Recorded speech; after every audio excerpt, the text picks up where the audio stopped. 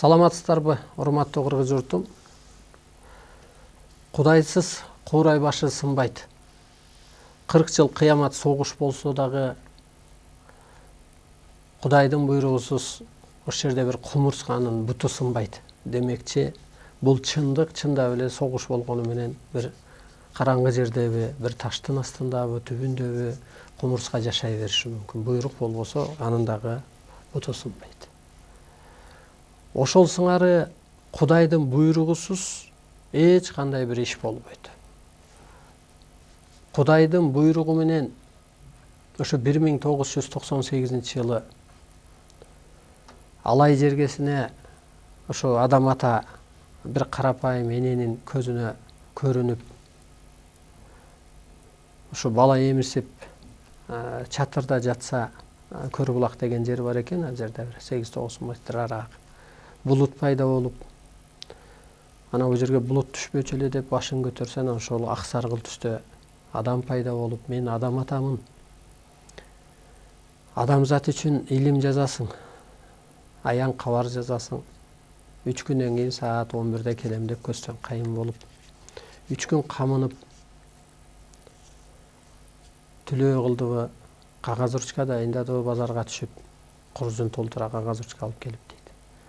Анан ошо жолдош экөө, эгиз экөө Көрбулакка барганда 11-де 20 мүнөт кечиги анан адам ата пайда болуп, 3 периште сага кызматта түбөлүк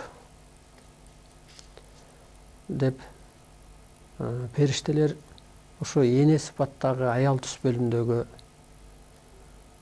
элести көтөрүп турат экен, жалбырак көтөрүп турат экен жеңилдигинен деп, анан ошол периште жайгашканы дагы ошол эски пендечилигинен чыга албай, кичине кыйналуу сыноолордон өтүп, анан бир күнү тобосуна жанып кагаз ручка алып, анан ошол аян кабар жазылат. Же болбосо муну салыштырып айтсак, мурдураак биз угуп калчубуз, ошо баланчанын кызы ооруптур, анан өлөт болуп, анан больницадан жакшы болбой, анан кийин ошо көзү ачылып көрүнүш көрүп калыптыр, же тагыдыр айтып тамыры кармап, дарычы дабагерлик болуп калыптыр деп. Анысы кандай, ошо периштелердин жайгашуусунда баардык нерсенин баары. Ошол түш аян дегендей башатта ошо аян китеп 1, аян китеп 2 дегендей алымдардын келишинче китеп чыгарып, андай эми нур, керемет, касиет түшкөн жерге энергия да түшүп, энергия түшкөн жерге барган адамдар айыгып, ден соолуктары чыңалып, өздөрүн таанып, бул көктүн буйругу менен көп адамдар ошол жерде биригип, өздөрүнчө талкуу кылып, бирин бири толуктап, анан ошо 2010-жылы ошо эми көктүн буйругу экен, бу дагы көк асмандын, көк теңир кереметинин, Кудайдын, Алланын буйругу экен. Ошо мен дагы жолугуп калып, анан ошол ал ошо башатта бир тетрадта гана жазылган экен, ошол менин колумда турат, ошол тетрад. Сен жөн эле ошо программа катары алып жазып коесуң, кийин Кыргыздан эл деген адам чыгат, ошол дүйнөгө алып чыгат, жетектейт, жеткирет, алтын доорду жетектейт дегендей. Анан алар издеген экен көп. Бул баарын эле белгилүү көп адамдар барып кеткен. Ошо кыргыз деп калган Баяман Эркинбаевтар да барып кеткен, ошолорду чакырткан дегендей. Анан ошо буйрук менен мен жолугуп калып, анан ошол ант алып, кыргызды ойготуучу мен, адамзатты ушул пендечилик эски жашоодон куткаруучу, көктөн буйрулган, Кудай тараптан буйрулган чыныгы инсанмын. Мен өмүрүмдүн акырына чейин ошо ааламдан амал программа алмашып турам деп ант берип, ошо анттан кийин анан аян кабарлар мага өткөнү закон болуп, ишке түшүп, энергиясы иштеп, ушундай болгон. Муну айта жүрбөсөк болбойт. Азыр адам бүгүн бирөөлөр Алла деп жүрөт, бирөөлөр баягы башы оорубаса Кудай менен иши жок деп, башына бир иш түшкөндө Кудайды эстеген болуп атат. Бирок энергиясы кайда, Кудай эмне деп атат, каалоосу эмне, ошону адам кыргыз эле эмес, дүйнөлү таппай атат. Бир мамлекеттерде кыйроо болуп молится, а сейчас вот время пришло, не молится, а наоборот творит. Сыйынуунун эмес, сырдашып, сыйкыр касиет иштетиш керек. Сыйынуунун эмес, сырдашуу керек. Сырдашып, сыйкыр касиет иштетүү. Созидание. Жаратыш керек, мындайча айтканда. Ошондуктан бул аян кабар, сунуш тапшырма көктөн буйрулуп түшкөндөн кийин бул доордун талабы башка болуп атат. Ошо аалам мыйзамы түшкөндөн кийин адам ойлоп чыккан мыйзамдар ошо каражат жөнүндө, саясат жөнүндө дүйнө элинде парламенттер иштеп чыкканбы, депутаттар иштеп чыкканбы, же ошо башчылар восьмеркасыбы, двадцаткасыбы дүйнөнүн башчылары, же бириккен оондун кабыл алган закону айтор, баары адамзатка ажал, азап гана алып келип атат. Себеби ааламдын мыйзамы, талабы башка болуп атат. Ошондо Кудайга карама каршы кеткендиктен анан тетирисинче талкалап атпайбы. Ошондуктан ошо улуу кыргыз журту биринчи бутуна турат жаңы доор талабы менен. Анан дүйнөгө, улуттарга, мамлекеттерге үлгү болот. Бул чындык. Доордун талабы эмне болуп атат өзү? Доордун талабы биз пендечилик, ак кара, аял эркек деген жашоодо жашап келгенбиз. Азыр ошо Кудайдын каалоосу, ушул кабар, сунуш, тапшырманын баары. Бул жерде эле кабар берген жок, пайгамбар катары. Бул жерде тапшырма берди. Өскүлө өйдөгүлө деп атат. Эми ошондо доордун талабы эмне дегенде, могу оң тарабыбызда сүрөттө тургандай арбайлык, периштелик, ошо Кудай сыяктуу бир жаратуучулук деңгээлге жеткиле деп атат. Ушул башаттагы китептерде так берилет. Тегиз жашоого өтсөңөр теңир сырын ачып берет деп. Чындап эле 2012-жылы мына бул чындык болуш керек. Чындыкты айтыш керек, жашырбаш керек, муну бурмалабаш керек. 2012-жылы Кудай жарыгы деп Адеми деген кыз китеп жазды. Ал башка адам. Мен башка адам, Алайдагы эне башка адам. Эргешбай ата башка адам, Атомгүл башка адам, а жыйынтыгы бир эле чыгат. Ошондо так берилип атат. Кудай эмне деди? Кудай динде эле жүрүп мага керек эмессиң деп атат. Кээ бир ошо динден издеп атат да, Кудайга ошол жерге барып сыйынсам, тиленсем, сурансам, мени Кудай сактайт депчи. Мендей болуп мага абдан керексиң дейт. Ошондо чындап эле урматтуу улуу журтум, бул мезгил өткөндө баалайсыңар, бул ар бир сөздө өзүнчө бир чоң энергия бар экенин, чындык бар экендигин.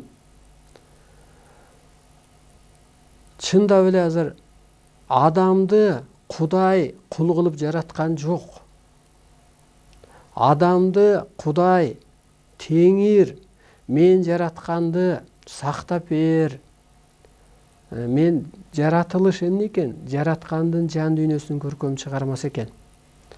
Баягы сеп келгенде деле энесинин иштүүлүгүн, бүйрөлүгүн, ошо иш билгилигин, колунда бар жок экенин, ошо камын, ошо баласы, кызы секелек кезинде керек болсо шырдак жасайт. Кийин ошого арнап, ушу кетсе сепке кошуп берем деп. Мына ошо сыяктуу билгенде эненин, могу жаратылыш, көзгө көрүнгөн дүйнө бул Кудайдын жан дүйнөсүнүн көркөм чыгармасы. Ушуну жакшы билиңиздер. Табиятты булгаганың, табиятты талкалаганың, Кудайдын жан дүйнөсүн булгаганың, жан дүйнөсүн талкалаганың. Кайра салыштырып айтсак, энең ошончо окотто камдап берсе, эртең балаңды сейгисип, мындайча айтканда, оор сөз менен айтканда, же бир жерин өрттөп булгасаң, энеңдин көкүрөгү булганабы? Ооруйбу? Ушунча эмгегимди деп. Анысы кандай? Ошол табияттын жандуу экенин, табиятта бир керемет бар экенин улуу журт билип келген, сыйынган эмес, ушуну билиңиздер. сырдашып, сыйкыр касиетин кошо иштеткен, ниеттеш, пикирлеш болуп алган. Мисалы, мына азыр ушу аял эркек гармониядан чыгып, табият менен гармонияда бол.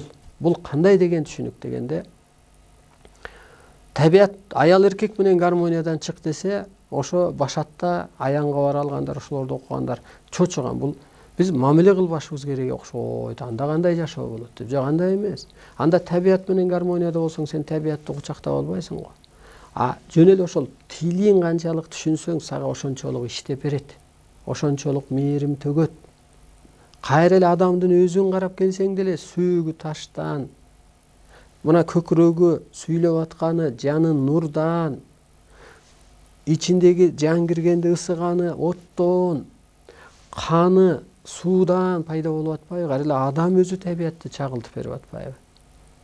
Ошентип табият бул жараткандын жан дүйнөсүнүн көркөм чыгармасы экенин улуу журт билген, баалаган, барктаган жандуу нерсенин баарына. Кайра мына жараткандын жарандары бул эле сыганбы, дуңганбы, улуту бөлөкпү, жаны баягы түсү бөлөкпү?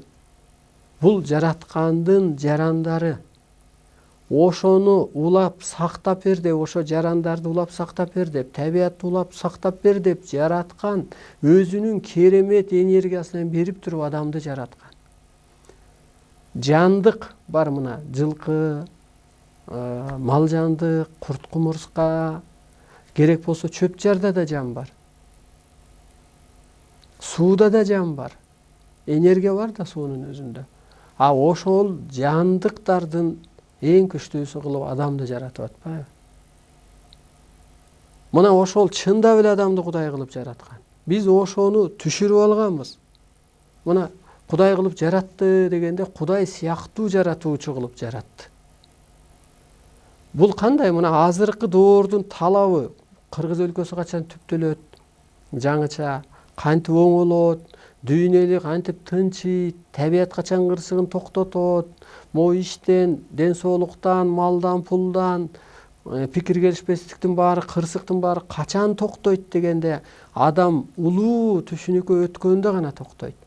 Улуу түшүнүк, ушу доордун, Кудайдын талабы да ошол болуп атат. Ошондо арбайлык сыпатка калыптаныш керек болуп атат. Мына арбайлар жан алып жан салат. Арбайлар ар кимди кийип алып иштөөгө укуктуу дейт. Бул кандай ар кимди кийип алып иштейт десеңиздер, мына ата жолуна. Мен ал жолдо жүргөн жокмун, бирок баамдаш керек да. Дүйнөдө эмне болуп атат? Эл кайда барып атат? Кайсы жерден жаңылып атат? Кайсы жерде өсүү болуп атат дегендей. Ата жолунда мына Байтик ата келди деп туруп эле, ошо Байтик атанын күмбөсүнөн бир Акку дейбизби, Шумкар дейбизби, Айтымчы дейбизби, бардыгына багыт берип атат. Бир ата кийип алып, көрдүңүзбү? Арбай кийип алып иштөгөнгө демек укугу бар экен. Караңыз, мына арбай тириктеп жаша сен. Түшүңөн берип атат. Кайра арбай эмнеге тирик? Анда Алла эмне болду десеңиз, Алла ошо ар ааламды, чексиз аалам бул арбайлар жашаса, 6 катар аалам. Биз биринчи катар жашайбыз. Мына ошону башкарат экен, табиятты, адамзатты Алла башкарып атат. Менин ата тегимде Алланын астына жоопкер мен үчүн. Ошондой кыскасы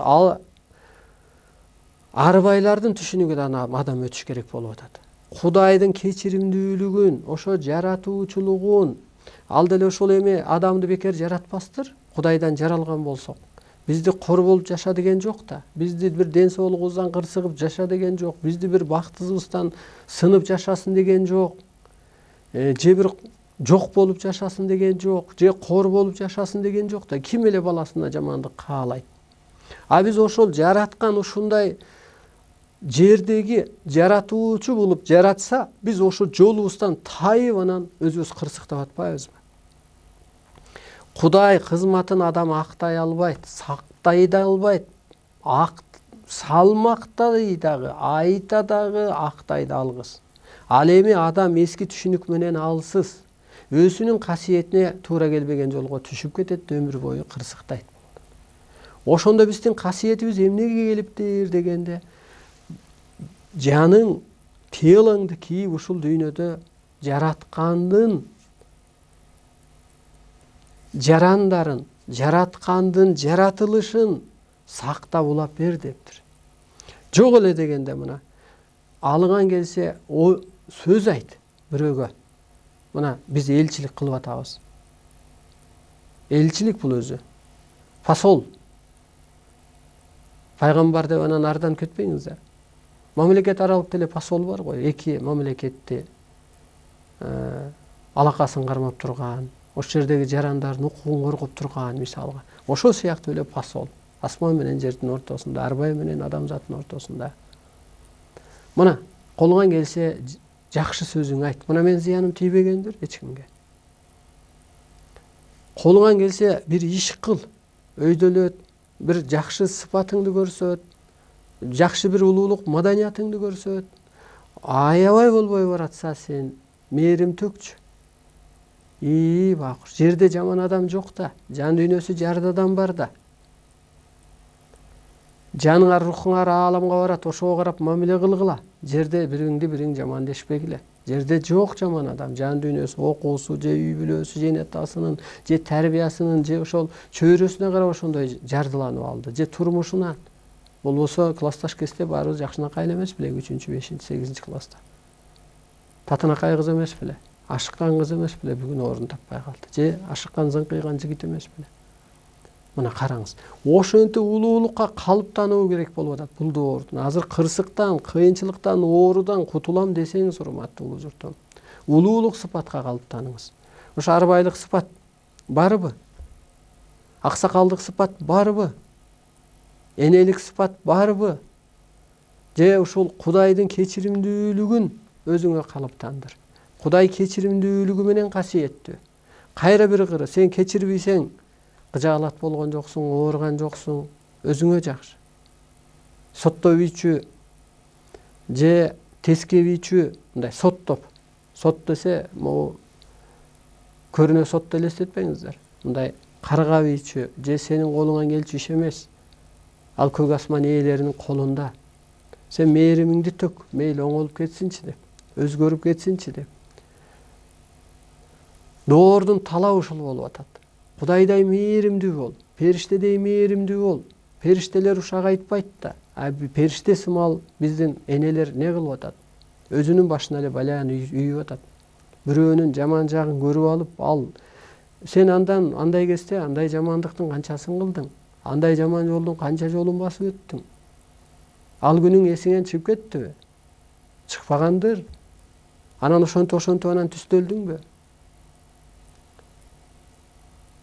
Караңыз, Кудайдын каалоосу ошо улуу сыпатка калыптан, кудайлык сыпатка, арбайлык сыпатка, периштелик сыпатка, адамдык сыпатка калыптан. Ак карадан чык. Улут деген түшүнүк болбосун сенде. Сенде улуу журт деген түшүнүк болсун. Сенде улуу кыргыз. Улутка бөлбөйт. Эгер бөлсө өзү утулат, соттолот болуп атат. Бөлбө. Жарандын баары сен улуу баласысың үйдүн. Бөбөктөрүң бөлгөнгө болбойт го. Бирөө кичик аң сезими, бирөө майда, бирөө малды жакшы көрөт, бирөө хоккейди жакшы көрөт, ойногонду. Ар мүнөзү, ар кыялы, ар мүмкүнчүлүгү, ар башка анысы кандай эле ушундай. Мына ошондо улуу кыргыз адамзатты азыр улуттарды бириктирүүчү бир чоң күч болуп атат. Эң кызыктуу жана бир кереметтүү нерсеси ушул улуу илим менен адамзатка ошончолук улуу энергия берилип атат. Мына ушул энергияга толгон адам эфирден энергия өткөрүп атат, келгенде энергия өткөрүп атат. Ошентип бир эле адам же бир эле улут дүйнө элин бириктирип койгон атат. Эмнеси менен, энергиясы менен, касиети менен, магиясы менен, сыйкыры менен, ошо улуулук сыпаты менен. А кыргыздын каалоосу дүйнөнүн пулун тартып алалы деген жок, чек араны бөлүп алалы деген жок. Тетирсинче улуулук ааламдык түшүнүккө өткөрөлү деп атат. Анан ошол мына ааламдык сабак убаганда ошо аалам күчтөрү кызматта болуп атпайбы? Өзүңүздөрдү бошотуп, ар дайым бош кармап.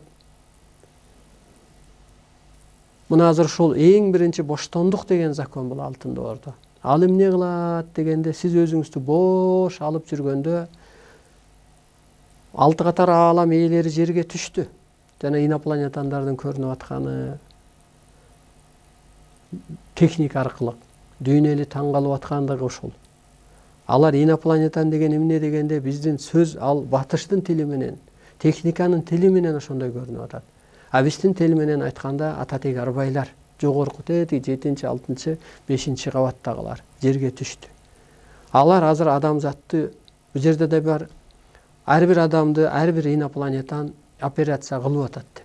Ал эмне дегенде абага ошондой абага энергия түштү. Ошон үчүн жанагы адамдын демиги оорусу пайда болуп атканы, өпкө оорусу пайда болуп атканы, жүрөк оорусу пайда болуп атканы ошол болуп атат. Коюлуп атат аба. Аны аркасы сиз дем алып атасыз. Ар бир адам дүйнө элинде азыр дем алып атат. Дем алганда ал энергия экен да. Анан сиз эмоцияда жүрсөңүз, шишик, писих, жара, рак, кан менен айланган организмдер ууланып кетип атат. Ошондуктан өзүңүздү бошотуңуз. Дене менен энергия бириккенде адамдын жан дүйнөсүндө бейпилдик башталат. Бул менин башыман өтүп аткан нерсе. Өткөрүп, ишендирип, анан жаздырып, анан элге чыгартат. Денеңерди бош алып жүргүлө. Ушул эле эфир убагында эмес, бул ааламдык сабак. Бул жерде так берилет. Батыштын техникасы элчилик кылат депчи. Бул техника деген доор башталат да, теңир деген, техника деген доор бүтөт дагы, теңир деген доор башталат. Теңирчилик деген, ааламдык деген, улуулук деген доор башталат. Мына ошол кезде бул элчилик кылат. Мына ошо эфир аркылуу энергия өтүп атат. Мага агайындар чалат, эжекейлер чалат, эстедик, уктап калдык деп. Мына энергиянын иштегени. Ошондо сиз энергияга айланыңыз азыр. Энергия деген кайра эле абада эмне бар? Арбай бар, периште бар, Кудай бар, анын улуу кызматчылары, көзгө көрүнбөгөн жогорку күчтөр. Воздух, духов возит. Дух эми жогорку күчтөр да мындайча айтканда. Ошо менен телону бириктириңиз сиз. Өзүңүздү эркин алып жүрүңүз. Бош алып жүрүңүз. Сиз ошо улуулук сыпатка өткөн кезде анан мо утурумдук нерселер өзүнөн өзү кала берет. Чакырган жерге деле баргыңыз келбейт. Майда сөздөн, майда иштен, майда көз карашта, достордон өсүң эле чыгып каласың. Ал анткени сени энергияңды жеп келген, убактыңды алып. Майда ушак, майда сөз. Улуулук сыпатка калыптанган кезде гана анан улуу күчтөр сиз менен гармонияда болот. Мына мен түш аян алам. Муну баары бир ушу элге жол бул. Ошон үчүн айтып өтөйүн. Түшүмдө 2 тоголок эт кусупмун, мындай, кесменин этинде. Анан бир эжем айтат, Нуржан деген, Жан Нур деген мындай айткан. Сенин бир байкемдин атын айтып, ошондой эле ичиң кара экен, эме агарды дейт. Анан мен туруп алып ойлонуп атам, мен ушунча жетим жесирге жардам бердим. Колумда ошо Бишкекте үйүм жок кезде мен мечит салдым, 98-жылдары, 28-29 жашымда. Ушунча кыргызды ойлоп атам, дүйнөнү ойлоп атам, мээрим төгүп атам, энергия жөнөтүп атам. Ушу менин ичимде 2 тоголукта кара болсо, башка адамдын ичи кандай болду экен деп бүгүнгө кейигеним ошол. Кайра бир жатсам, сен периштедей тазасың, мээримдүүсүң дейт. Же сотто, же мээрим төк. Эки эле энергия иштейт. Ошондо көрдүңүзбү? Мына, энергия жерге түштүбү? 6 катар аалам ээлери. Мына, бир адамга таза, периштедей таза адамга кийди. Мына өзүңдү бош кармаганда сизге киет. Жанагы 3 периште көрүнгөндө, ал кийгенде анан аян байланыш алгандай, ал тазарды да. Ансагандай дагы сиз тазарышыңыз керек эң биринчи азыр. Ушул мээңе сиңиш үчүн, мо эски кырчык кыйынчылыктан кутулуш үчүн, улуулук сыпатка калыптаныш үчүн өзүңүздү бош алып жүрүңүз. Бул кайра менин башыман өткөн. Эркинбек деген баланы түшүмө кирет. Экөөбүз бир кафеге барат эмешпиз, чай берет эмешмин, бир машина подарка кылат эмешмин. Кайра эле ботинкем менен эле калпагымды таппай. Кайра Эркингүл деген классташ келет. Көз да бир кафеге киргенбиз. Анан ачыктан эле чалып калат. Кандайсың деп, ой, түшүмдө көрдүм десем, ой, анда түшүңдө чай ичип атсак, чай ичели деп. Жоолуктук, мындай чай ичтик, кичине кобураштык. Ошондон кийин боштондук пайда болду. Боштондук, эркиндик. Эгер сиз өзүңүздү эркин сезбесеңиз, кооптуу, бир коркунучтуу эле бир нерсени оюңузга алып алсаңыз, сизде энергия иштебейт, жайгашпайт, агарбайсыз, нурданбайсыз. Утурумдук жашоо менен адам ууланып алган. отурумдуу рахат менен, ошо менсинүү менен ууланып калган телону физраствор же кипяток башка эч нерсе кетире албайт. Нурдануу гана кетирет. Телону нур гана кетирет. Нурдануу. Адам нурданат, анан кубулат. Кубулганда мына менин организмим ошол ишти аткарып атат. Кубулуп башка кызматка өтүш керек бул доордо. Мурун биздин тело аял эркек эле болуп жашап жүргөн болсо, могу башым бир майда эле жумушка иштеп, бутум ошого лубара болуп, машинем айдап алып ошо бир майда эле жумушка жүргөн болсом, азыр ошондон чыгып, ал утурумдук болгон. Ошонун баары денени уулантып салган, карартып, жанагы эки тоголок этиң бар экен ичиңде дегендей. Сиздерге бул жол, башка багыт жок. Ошо ууланган мээни, ууланган телону, ууланган түшүнүктү нур гана кетирет. А нурдануунун жолу денеңиздерди бош кармап жүрүңүздөр ар дайым. Эркин. Жан өзү эркин го, ошондукта жүрөт го. Сиз эркин кармасаңыз, анан телоңуз да кыбырайт, чымырайт. Мына азыр ушу энергия өтө көп өтөт. Мени пир туткан адамдар бар ушу эфир аркылуу. Мен сиздерге мээрим төгүп атам. Ушул чындап иштейт. Мына телефондо деле энергия өткөрүп койсом, буту колу ысып, чымырап, ошондо эстейт. Эстегенде шайтан кирбейт, тетирсинчи жаңы энергия киргенде эскиң чыгат. Ошондо кабыл алдым деп жана периштелериңиз качып кеткен. Сиз башында жашаганда, жаралганда наристедей таза болгонсузда, периштедей таза болгонсузда. Кыжаалат болуп кысылганда бир күн уруш болгондо 40 күн периште качат дегендей, периште ар бир адамдын өзүндө. Бир эле эмес, 40 эле периште эмес, көптөгөн периште болот адамда. Ошо энергия ал өзү. Тазалык. Ошону качырып алганса, бул мына энергияга толуп кубулган адам энергия өткөргөндө ушу эфир аркылуу сизде эстейсиз, ошондо кабыл алдым деп, ушу энергия кайра келип атат, периште кайра келип атат. Баягы уулангандын ордуна нур келип атат. Жаныңыз нурбу? Нур. Периште нурбу? Кудай өзү нурбу? Арбай өзү нурбу? Таза да алар. Мына ошо сиздин телоңузга кирет. Ууну нур гана да дарылайт. Ошондо эле мына эфирден кийин айтат кээ бирлер, духум көтөрүлүп калды. Дарыны тыштап салдым деген адамдар бар да. Дары ичсек таасир бербей калды сиздин эфирде дейт. Бул чындык. 21-кылымда медицина өзү жоюлуп кетет. Себеби тело нурга айланып кеткенден нурга эч нерсе таасир бербейт да. А мурун жан, бул нур кайра эле жан. Анан ошо нуруңуз асайганда сиздин шайыңыз кетип калган. Энергияңыз, батарейкаңыз асайган мындайча салыштырганда. Телефондун батарейкасын салыштыралычы. А мына нурданганда жаныңыз күчүнө кирет. Менде мактаныш жок, бирок болушу. Мисалга мен энергиям азыр күчтүүмүн, чарчабайм. Тамакты деле ичпейм. Эң башкысы улуу түшүнүккө өткөн кезде мына ошо агарасыз да. Кой, периштедей мээримдүү болоюн. А адамдын баары улуу турбайбы, ыйык турбайбы? Табият деген бир керемет жандуу турбайбы? Арбай тирик турбайбы?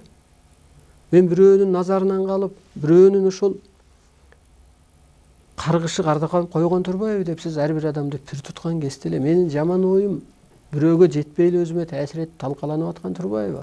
Делген кезде эле сизде нурдануу башталат, агаруу башталат. Медицина эми искусственный нерсе да бир айла жоктон пайда болгондо ал өзү жоюлуп кетет.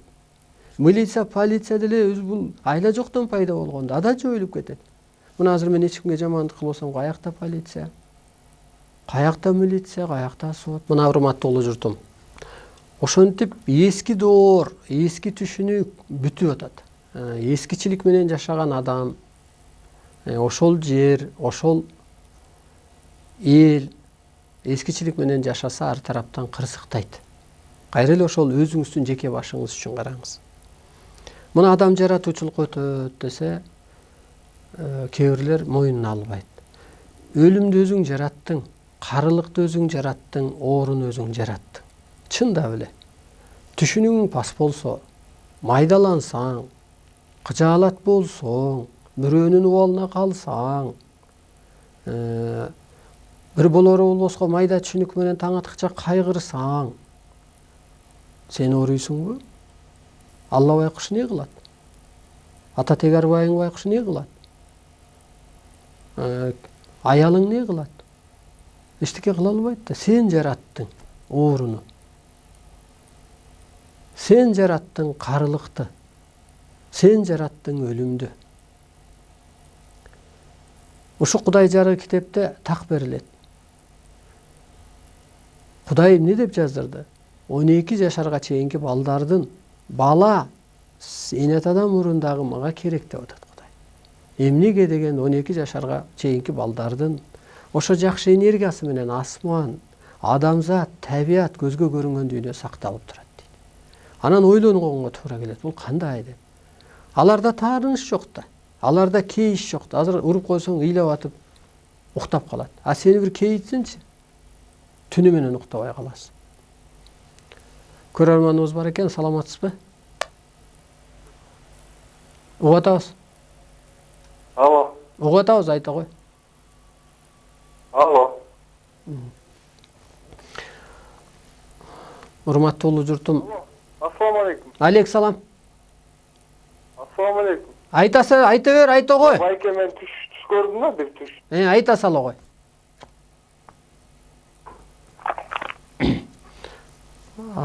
Урматтуу улуу журт, ушул түш өтө маанилүү. Түштөн ата Тегербайлар, Кудай, периштелер ар дайым тарбиялап турат. Бул периштелердин тарбия сабагы деп берилет. Бирок сураныч, алё дегенде эле так эле ар жагын айтып анан жаап койсоңуз, кээ адам болсо ушу эфир туккусу келет. Анан бири-бирибизде мындай сый болсун, урмат болсун, анан алё, анан да дебей эле балдар кошулуп атат. Анан телевизоруңузду тасталатып коесузбу же башка комнатка чаласызбы? Ал жаңырып сизге жеткиче эле убакыт өтүп кетип атат. Мына урматтуу улуу журтум. Көрөрманыбыз бар, саламатсызбы? Саламатсызбы? Угуп атабыз. Саламатсызбы? Татасы. Мен түшүмдү жорттайын дедим эле. Түшүмө жана сенсорный телефон кирип атыптыр да. Алайын десем эле 3кө бөлүнүп кетет экен. Мындай көтөрсөм кыяктай болуп калат да. Ошону кандай чечилет? Ушу түш жору өтө пайда. Ушу бизде Турциядан, Россиядан, YouTube'дан көрүп алып көп адам чалат. Жакшы сабак алып атабыз. Ушу түштөн дагы түш жорганды да үйрөнүп калып атабыз деп. Эгер телевизор, радио, телефон, ошо радио техника дегеле түшкө кирсе, бул аян кабар байланыш ал дегени да. Эми ошондо мындай түшүңө кара, өзүңдү талдап жүр дегендик. Анан ошо сиз мындай аян кабар ала албай атыпсыз да, эми түш аян ала албай атыпсыз. Ушуну бериптир. Кичине ошол мен анан теле эфирден кийин бир мантра айтып берейин, бир 3 жазып берейин. Ошону бир кайталап айтсаңыз, ошол мындай оюңуз ордуна келбей атыптыр. Ой орго келсе эле анан ошо түш деле анан жан дүйнө деле оңолот. Мына урматтуу улуу журтум, азыркы доордун талабы мурун өспүрүм катары болсок, эми азыр эне ата катары болду деп атат да. Бир переход болуп атат. Өткөл, ылгоо деген ошол болуп атат. Демек, ошо улуу күчтөрдөй сыпатка ээ болуш керек болуп атат. Мурун эптеп эле мындай ак-кара жашоосунда жашап келсек. Азыр ак-кара жоюлуп кетти да, ордуна көк жашыл пайда болуп атат. Баягы жипти түрсөң деле бир түрмөк түгөп, экинчи түрмөк чоңойот го.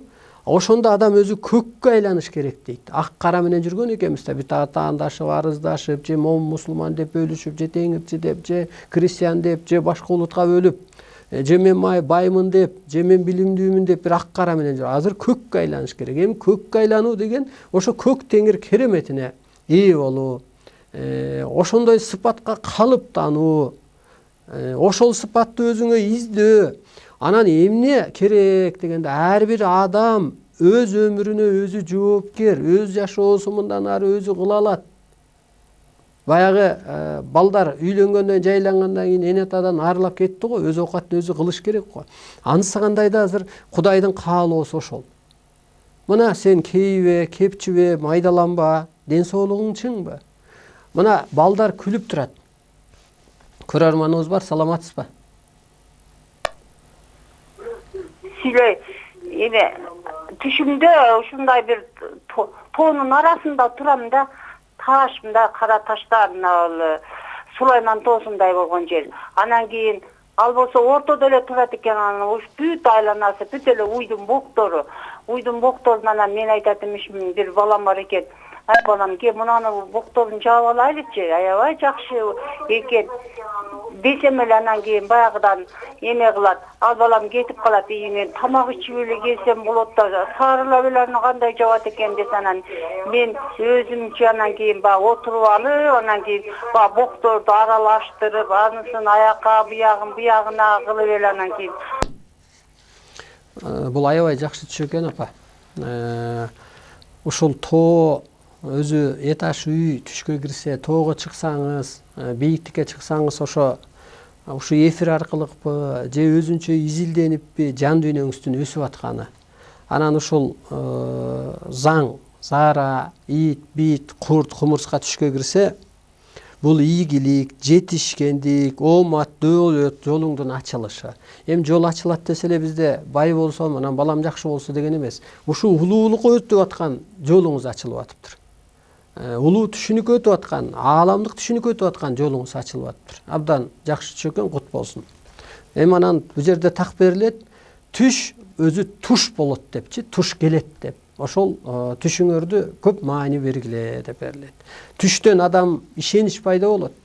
Түш качан оңолот дегенде адамдын жан дүйнөсү оңолгондо түш оңолот. А түш качан бусулат дегенде адамдын жан дүйнөсү бусулуп майдаланганда анан түш бусулат. Түш бусулганда жыйынтык чыгарып оңолуп кетсең, ишиң оңолот. Сиздин жан дүйнөңүз өсүп атыптыр. Мына ошентип жаш балдардын күлөт. Мына уктап калат. Көрөрманыбыз бар экен, саламатсызбы? 4 жолу алоо деп коюңуз. Айта бериңиз, угуп атабыз.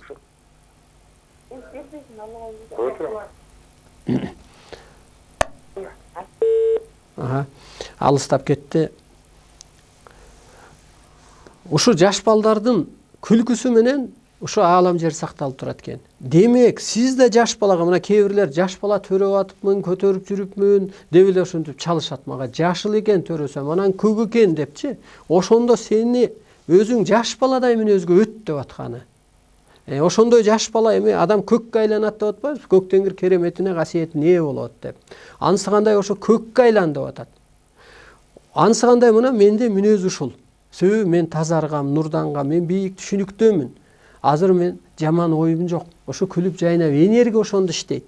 Сиз ак болсоңуз, сизге ак энергия түшүп турат. Сиз карарып турсаңыз, ушу эч кимге жамандык оюңуз, каралыгыңыз таасир этпей, өзүңүзгө жүк болуп, чөйрөңүзгө, бала чакаңызга, табиятка таасири тиет деп берилет. Ошондуктан мына бала мүнөзгө өтүш керек. Таарынбаш керек, кечиримдүү болуш керек. Ошондо көкүрөктө бейиш байырылайт, көкүрөктө бейпилдик, тынчтык байырылайт. Ошондо сизде оору жок. Өзүңүзгө такалып атат кайра элечи. Ошо сиз нурдансаңыз, тазарсаңыз, ден соолугуңуз чыңалган атат. Көрөрманыбыз бар, саламатсызбы? Ассаламу алейкум.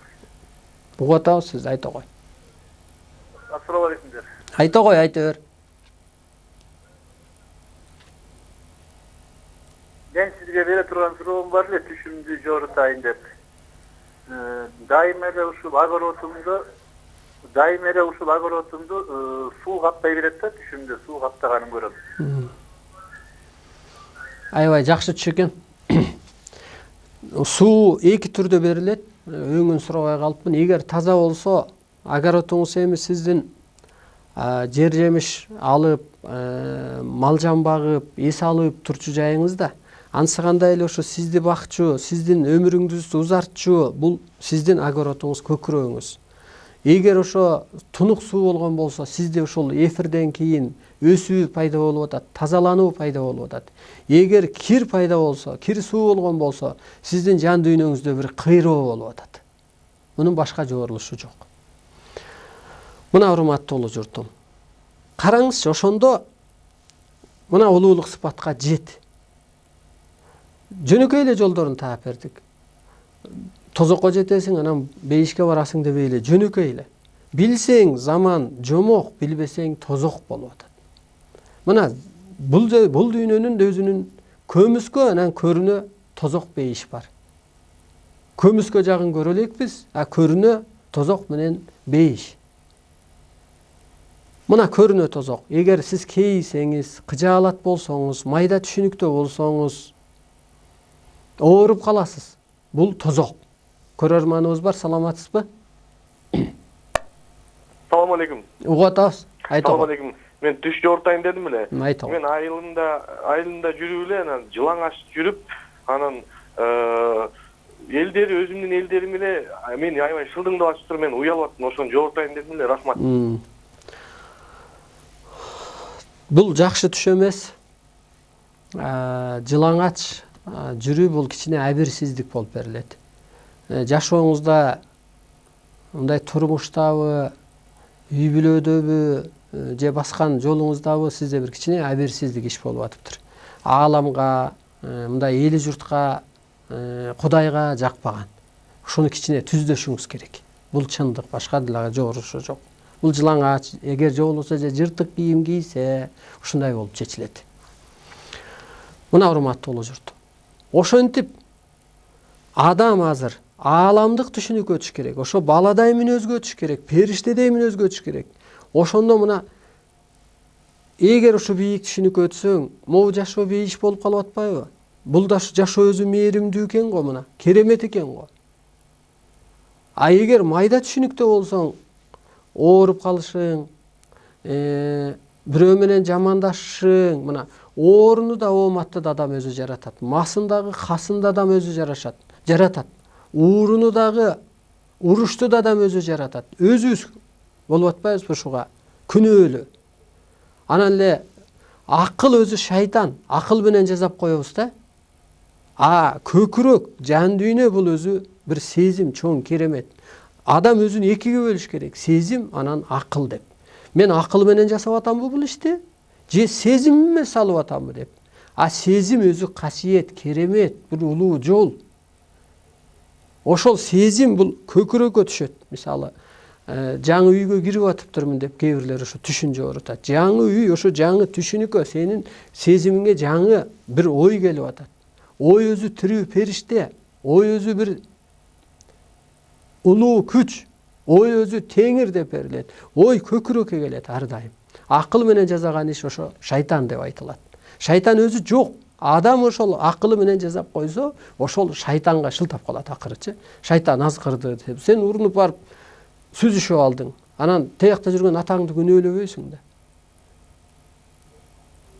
Андан кантип чыгыш керек дегенде эле жөн эле бир ачык эле төлгө берге баратсаң, бир гаи тосту, баратсаң бир жолуң болбодай, бутуң тартпады, көкүрөк сезимиң, могу төлгө белги өзү туура эмес чыгып атат. Сен кайт а жерден. Демек, ал сенин жолуң эмес, бүгүн ал жерге сенин ишиң эмес. Жок, мен бүтүрөм, мен кредит алам, мен анан мындай ой, анан мындай акырында кредит эмес, кирип турган үйүңүздү алдырып ийдиңиз. Мына бул акыл. А качан ишиң оңолот? Энергия толгондо ишиң оңолот. Ушул түш жоорулардан да кичине айтып өтөйүн. Бул эме мен адамзаттын жолумун да. Мен жол башчымын, делин катары эле бул идеология. Бул дин эмес. Бул идеология. Адам жаңы доордо кантип жашаш керек. Кайра ошол төлгө белги, түшкө, көрүнүү ишке такалат баардык нерсе. Түшүмдө Өмүрбек Бабанов түшүмө кирип атыптыр. Анан жаныма келет, экөөбүздү бирөөлөр сүрөткө тартат. Анан мындай эңкейип батеңкесин боосун байлап атат. Анан мен ойлоп атам. Бул жигит менен мен иштешем. Кантип иштешем бул? Адамгерчилиги кандай бул жигиттин? Жакшы эмес го деп үчүн ойлоп атам, баягы акылга салып. Кайра мындай талдап келгенде Өмүрбек Бабанов бул кыргыздын эң биринчи байы. Анан мен андан сурадым, кайда жүрдүң десем, ал айтат, силер көк тракторду талкуулагыча мен бир жакта жүрдүм дейт. Анан бул көк трактор, бул көк теңир керемети. Анан муну чечмелеп келгенде, мен могу ааламдык нерсени сиңиргиче каражат жагым токтоп турду. Бир заправкам иштеп, бир жери иштебей, ал болуп, бул болуп. Эгер сен каражатка кире берсең, касиет сага калыптанбайт. Анысыганда эми ошол келгенден кийин эртеси күнү кайра түш көрөм. Көк трактор дайын экен, элдер прицебине чыгып атыптыр, прицеп автобуста жакшынакай жасалган. Ана мен көк трактордо шофер жол болду деген байке экен, биздин айылдык. Ана мен жанына отуруп атам. Ошондо бул көк теңир, могу ааламдык илимдин жолу ачылды деген сөз бул. Жолу ачылды деген. Мына ошол энергия иштеп атат. Мына ошо ааламдык илим иштеп атат. Адамдык илим, закон азыр эч нерсени токтото дагы, башкара дагы албай калды. Адам акылы деле, кырсыгыңды деле, кыйынчылыгыңды деле, ооруңду деле токтото албай калды. Ааламдык мыйзамдын жолу ачылды деген сөз. Мурунку түндө айтып атат деген. Көк тракторду талкуулабакылачы, силер дейт. Депутаттар бир нерсени талкуулайт. Биз да ошо талкуулап, ошону дүйнөгө энергиясын кетиребиз. Мына жерден да азыр ошо энергия өтүп атат. Кайра экинчи күнү көк тракторду минип жолго чыгып атабыз. Аркабызга прицеп илип, эжелер, агайлар татынакай кийинген бир мындай куда кабарчудай болуп кетип атат. Демек, бул көк теңир кереметинин энергиясы ишке түштү. Эми өмүрбөк келди, ошол касиет байлыктын, же бир иштин, же каражаттын кайра келип жайгашты. Ансыгандай сизде азыр касиетке калыптанмайын, ушуга окшогон бир түштү чечмелебейин, ишиңиз жүрбөйт. Касиетиң болбосо эгиниң дагы кесел болот, эмгегиң да бекер болот. Жаңы доордун талабы ошо касиетке калыптанды атат. Касиет эмне десеңиз, арбайлык түшүнүк, кудайлык түшүнүк, периштелик түшүнүк, ошол сыпатка калыптан, анан сенин ошондо ишиң жүрөт, ден соолугуң чыңалат. Эл сени пир тутат, батаңдалайын дейт, өкүл ата коеюн дейт, тойго чакырайын дейт. Сөзү башка, түшүнүгү башка. Бул кут кармаган адам, бул кутту сүйлөп аткан адам, бул кут каруучу адам. Бул түнөгөн үйдө кут конот деп берилет. Мисалга. Ошентип анан бир адамга, бир законго дүйнө эли биригет. Бул доордун талабы ушул. Ушу бир мыйзамга, бир журтка дүйнө эли биригет. Бир мүнөзгө, бир идеяга өтөт. Ошондо ыйманы менен жашаган адамдар гана жашап сакталып калат бул доордо дейт. Ыйман деген ошо улуу сыпат. Ички түшүнүк, жаратылышка болгон, жарандарга болгон көз караш, ошо бийиктик. Ошон үчүн улуу кыргыз бийик ой айтып бийлик кылат дейт. Бийик ой айтуу үчүн бийик түшүнүктө болуш керек да, бийик касиетте болуш керек да. Майда майданы сүйлөйт, майда майданы түшүнөт, майда майданы иштейт. Биз улуу болуп атпайбызбы? Ошон үчүн улуу кыргыз улуулугун тааныбаса, улуттарды ээрчип адашса улуттун улагасында калат. Сиз улуулугуңузду тааныңыз. Улуулук мына арбайлык түшүнүк болгон кыргызда. Башатта болгон. Мына өздөрү эле сындап, бата берип койгон, оңолуп кеткен, түрмөсү жок эле. Болсун балам, болсун деп койгон, болуп кеткен. Ошо улуу адамга барып бата алган, назарынан калбаган, азыр улуу адам жок. Дүйнөдө жок. Эми пайда болуп келатат мына улуу энергиянын негизинде. Арстан Алай жана анын тобу, аны түшүнгөндөр, өскөндөр эми пайда болуп баратат. Ошентип азыр Трамп же Путин же да бир башка адам улуу эмес. Алар утурумдук, бирок эчтекеси окшобой атат. Кыйроо, көнүгө, тетирсинче ушул утурумдук ою, өзүнчүлдүгү өстөрүнө муш болуп атат, эли журтуна муш болуп атат. Аалам күчтөрү улуулукка калыптанды деп атат. Мына 7-6, 5 катарда аалам күчтөрү улуулук сыпатта бул. Нур энергияга айланган могу сүрөттө турат. Сол тарабындагы. Ушул сыпатка калыптанчы, бар бул сыпат кыргызда бар. Ошон үчүн кыргызды ойготуучу дейт Арстан Алай. Мына жамгыр жаадырды деген жомок эмес, ар бирибиз ишенебиз да. Ошо улуулук касиети бар адамдар ошону жасап атпайбы? Эч техникасы жок, эч билими жок эле. Жөн эле улуулук эле батасы, жөн эле назары менен болсунчу деген эле нерсеси. Эгер сенде улуулук болбосо, такыр карарып алган болсок, майдага түшүнүп алсак, бата эмес, балталап өгүз сойсок дагы эчтеке чыкпай атат да. Ошон үчүн мына урматтуу улуу журтум, улуу кыргыз ааламды сыйкырлап башкарат. Табиатты калпты сыйынып, сырдашып туруп жетектеп алат. Адамды аруулантып бириктирет болуп атпайбы? Караңызчы, улуу Кыргызстын кандай керемети бар. Адамды мына аруулантып атам. Эми биригет адам. Бир топко, бир идеяга, бир илимге биригет. Аргасы жок. Мына бизге кечен оокаттан жазыптыр. Жакын жерде квартираңар барбы? Окууңар канча турат? Биз барып үй бүлөбүз менен илим алат элек. Башка жол жок. Кутулгун келеби могу тозоктон, могу өлүмдөн, могу кыйынчылык кырсыктан, улуулукка калыптан. Ага бир гана илим. Илимден кийин ишенич пайда болот. Анан духун көтөрүлөт, анан ошонун негизинде гана иштеп берет. Ишенимсиз эчтеке иштебейт. А ишенимге жетиш үчүн илим алыш керек. Ааламдык илим, табыгы илим. Мына ошондо өзүңдү өзүң тааныбай каласың. Кечээки түшүнүгүң бүгүн өзгөрүп кетет. Кечээки түшүнүгүң бүгүн сага пас көрүнүп калат өзүңө. Чөйрөңдү кой, чөйрөң ошону көрүп турат. Эгер сен улуулук сыпатка калыптана албасаң, ааламга эмес, адамзатка эмес, керек болсо үй бүлөңө сен пассың, корусуң сен. Кыздар турмушка чыгаардан мурун табыгы илим алып алса, сиз турмушта кор болбойсуз. Бул кыз балдарга да керек, энелерге керек, эр жигиттерге керек, аксакалдарга керек. Өмүр алдындагы жаткан адамдарга да керек. Өспүрүм курактан баштап. Башка багыт жок, урматтуу улуу журтум. Биз экономика дейбиз, коррупция дейбиз. Анын баары болбогон нерсе. Адам өссө, коррупция өзүнөн өзү токтойт. Экология коргоп берет. Экономика чексиз, жөн эле болбогон иш болот, чексиз өсөт. Эгер ошо аалам, экология, көк асман колдо болсо, экономикаң эмне? Суу каптап кетсе, шыдырап кала беребиз. Чөп өспөй калса шыдырап кала беребиз. Малыбыз өлүп калса эчтекебиз жок. Машинебиз сүзүлүп калса эчтекебиз жок. Тетир жолго түшүп алганбыз. Ошон үчүн Кыргыз өлкөсү каалайсыңарбы, каалабайсыңарбы бутуна турат. Мына ушул Манас жаңгырыгы энергиясы бар да, бул Манас аты бар да. Мына жол болду деген түшкө кирип атат. Бул жолдун ачылышы болуп атпайбы? Эркинбек түшкө кирип атат. Бул эркиндик, боштондукка чыгыш керек болуп атпайбы? Анысы кандай энергиясы бар бул могу телевидениянын. Агай айым азыр уюштурам деп атат ушул радиону дагы. Бул бурулуш. Бул тарых барагын өзгөртөт. Адам эртең жаратуучулукка жетсе, улуулук сыпатка калыптанса, ким менен ким урушат, ким менен ким соттошот, баарын эле бирине бири бир тууган болуп калат. Биз бир тууган деп өтө чектелип алганбыз, рамкага түшүп алганбыз.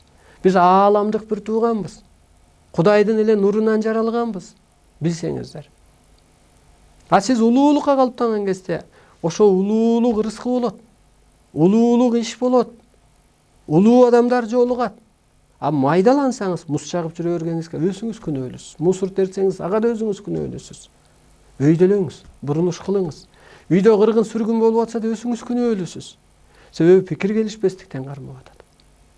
Эртең таныңыз сизге керек, жаныңыз сизге керек. Жан бул жараткандын аманат нуру. Бияка бир аманатка жөнөткөн, ишке жөнөткөн. Сиздин таныңыз өзүңүзгө керек. Оорубай калыңыз келеби? Мына улуу түшүнүккө өтүңүз. Өлүмдөн кутулат, өлбөй калат адам, бул чындык. Мына жан өлбөйбү? Таңга бириктирбейчи, бошотчу мына. Нурдансın. Бырышың кетет. Түшүнүгүң бийиктейт. Өчүп калган клеткаларың жанат. Өлүп калган клеткаларың тирилет. Медицина жоюлуп кетет, бул чындык. Ана больница салып атабыз. Кимге зарылчылыгы керек? Тетирсинче мына бер улуу сабакты. Күнү түнү сүйлө, талкууларды кыл, түштөрүн жоору. Сен ошон үчүн ата теги арбайдын керезин аткар. Аманатын бер. Урматтуу улуу журтум. Ар бир адам ушу миссияга жаралган. Азыр мына улуулук кызматка өтүш үчүн эскини өчүрүш керек, эски түшүнүктү. Эски түшүнүктү өчүрүш үчүн анан ошол жанагы мантра же жаратуучу сөздөр жазылган ааламдан, ал мен ойлоп тапканым эмес. Мисалга өзүңүздү жазаңыз. Мен улуумун. Кантип эми улуусуң? Жаның улуу дүйнөдөн келген. Сен ошо улуулук сыпатка калыптансаң, улуулар мына Байтык ата, Манас ата бата чыгаргандай, багыт бергендей, сен да мына мен багыт берип атам. Андан кенен берип атам, андан майдалап берип атам. ошондой энергия иштеп атат. Мен мазарга алып барып, анан 5 күн тиги Түркистанды аралатпай эле мен ушу эфир аркылуу эле энергия өткөрүп, сенин ооруңду айыктырып коем. Буга мактаныч эмес, бул чындык. Ага ишенсең анан орундалат эмес, тетирисинче ошол кереметти көрүп алып анан ишенесиң. Чындап эле өзгөрүп кеткениңди, чындап эле айыгып атканың, чындап эле духуң көтөрүлүп аткан. Кыргыз утуп алды. Кыргызга кут түштү. Утуп алды кыргыз, Кудай буйруса.